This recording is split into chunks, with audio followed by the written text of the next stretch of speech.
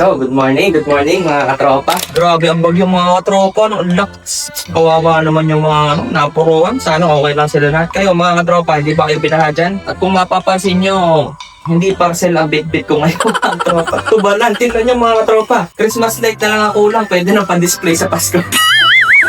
Ang lapit na talaga ng Pasko mga katropa, ang taas na oh. Matagal-tagal hindi nakapaglaba mga katropa, pangay kasi ang ulan eh. Kaya naipon na lang naipon mga katropa. Pangay ang ulan, walang init. Ang hirap na magkapa kapag hindi mainit mga katropa. Hindi matutuyo ang mga damit, mabantot, di ba mga katropa kapag tuyong lamig lang. Ay kaso, no choice na tayo mga katropa, ang dami nga, puno na. Talaga nakapagkabala ng Christmas light Christmas tree sa bahay. Sobrang takas mga tropa. No choice na, kaya lalabang ko na eh. Kaysa naman maipon na ng maipon to, wala na maisu. Sa ngayon, wala pa kaming washing machine. Kaya ngayon, dito muna ako sa nakikinabang muna ako sa bahay ng Ate Lysaira. Habang wala pa kaming washing machine.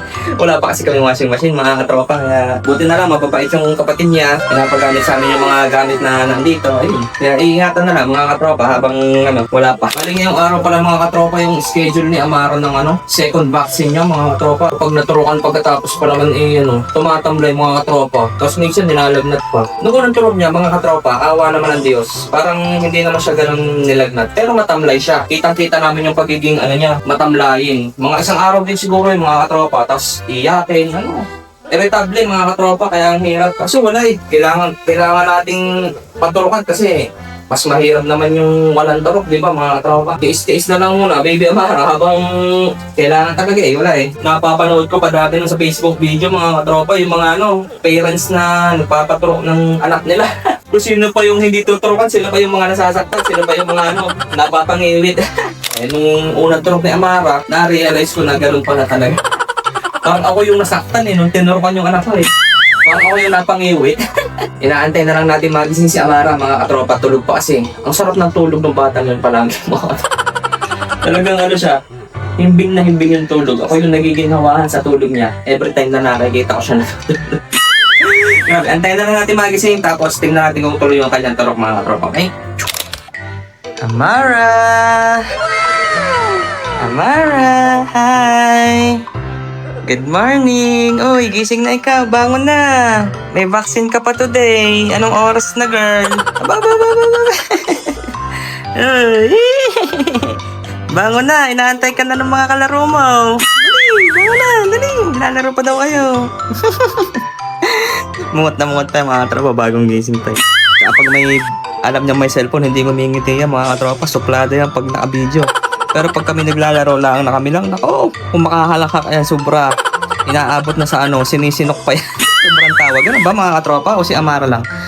Pag sobrang tumatawa, maya sisinukin na siya. Ang hirap mo pasayahin na sinisinok ko. Ay, good morning. Yeah! Bangon na, tanghali na. Luto na kumagahan. So, yun nga mga tropa, dahil nga bakuna na naman, turok na naman ni Amara, kailangan natin ng mga sandat. Tsere, paracetamol, para in case nalagnatin, may paracetamol na agad.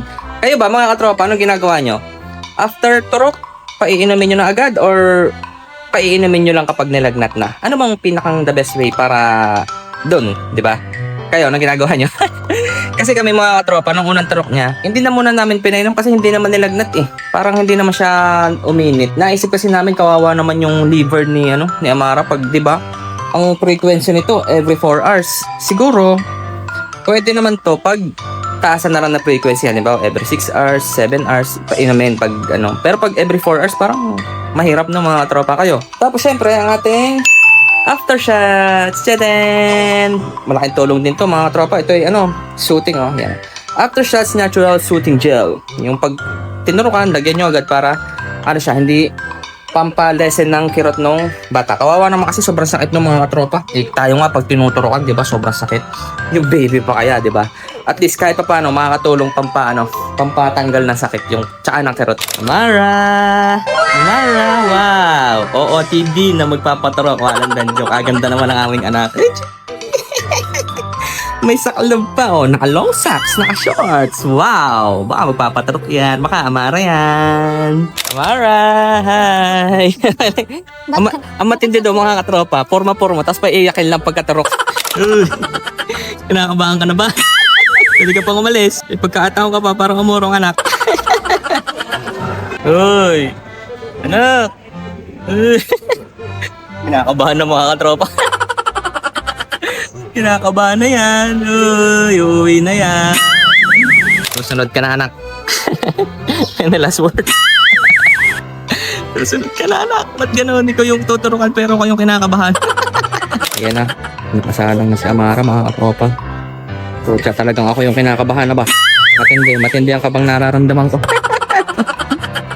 Huwag kang iiyak, Amara. Kaya mo yan. 2 hours later. Ay, kaya naman.